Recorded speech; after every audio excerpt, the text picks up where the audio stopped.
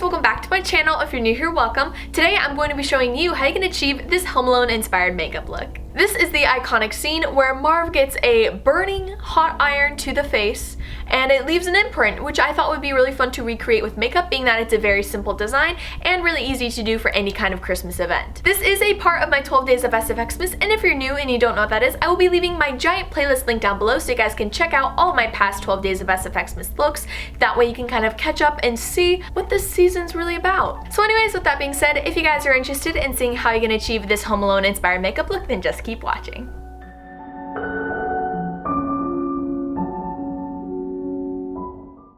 Hey guys, so to get started, I'm going to be taking my 𝒂𝒓𝒄𝒂𝒓𝒅 Beauty Fringe Benefit Primer and applying this all over my face before moving on to foundation. I'm going to be taking my Too Faced Born This Way foundation and applying this all over my face using a large Morphe buffing brush. Next, I will be moving on to cream contour, and for this I use my 𝒂𝒂𝒄𝒂𝒓𝒄𝒂𝒄𝒅 Beauty Creamed Powder Foundation in Mocha, and I'm going to be applying this to all of the areas that I want to deepen or bronze, and then I'm going to be blending this out. Following that, I'm going to be taking my ColourPop No Filter Concealer in number 14 and apply this to the areas that I now want to brighten or highlight. So this is going to be under my eyes, under my cheekbones, my forehead, and my temples, and then I'm just going to be lightly blending this out using my ColourPop F5 Small Fluffy Brush. I would then be taking my Airspun Translucent Powder and applying this right over top of the concealer to let that sit and bake while we move on to eyeshadow. I'm going to be prepping my eyelids by taking my Smashbox 24-Hour Photo Finish Primer and applying this all over the lid before going into my Morphe Jaclyn Hill eyeshadow palette, taking this light peachy nude and applying this all over the lid. I'm then going to be going into this champagne highlight and apply this onto the brow bone so we can have a nice little brow highlight. And I'm also going to be going into this mauve brown and applying this on the lash line.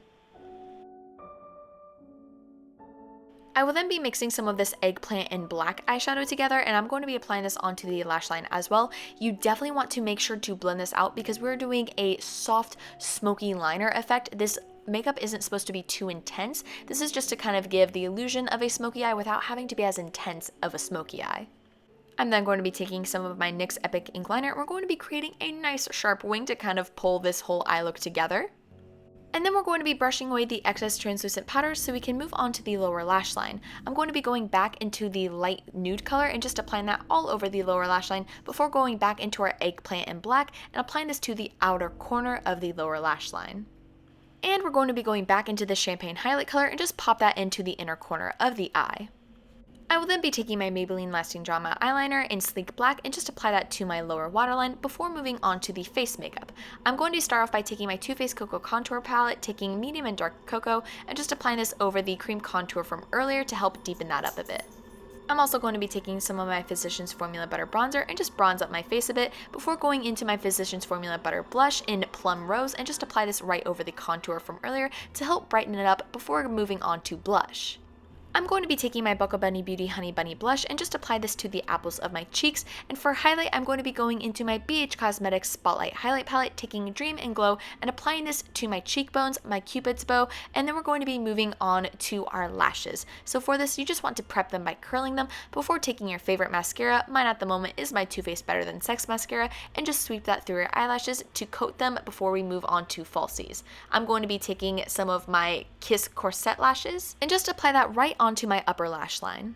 For my lips, I'm going to be taking my Urban Decay 24/7 Glide On Lip Pencil in Deep and just outline my lips before taking my NYX Slip Tease Lip Lacquer in Decadent and just filling in my lips with this to give it a nice glossy nude finish.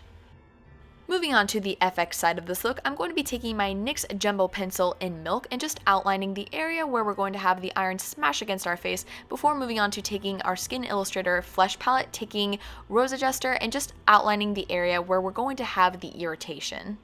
I personally recommend an alcohol activated palette like this so that it will look more realistic and like an actual burn on your face as opposed to a body paint which can end up looking a little bit too painted. This you can change the opacity by adding a little bit more 99% alcohol, which was really great because then I could use my fingers to help blend it out. And you can also build this up by adding more layers as well. You definitely want to help make this look a little bit more pink if anything because you don't want it to look too red. Like I said, feel free to build this up in the outer corners and have this be a little paler in the center of the iron burn.